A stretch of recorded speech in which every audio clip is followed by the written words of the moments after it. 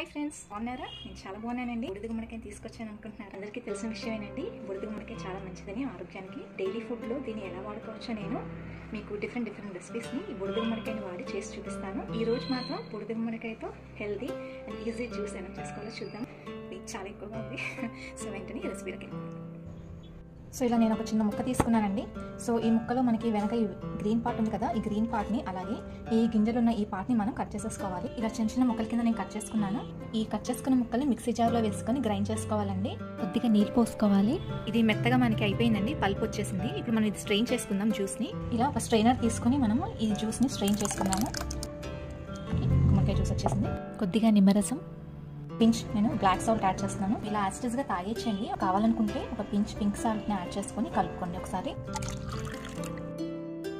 ఈ గుమ్మడికాయ జ్యూస్ని ఈరోజు పరిగణన తీసుకొని ఆరోగ్యానికి చాలా మంచిది. నా పేరు Sandhya. Thank you for watching.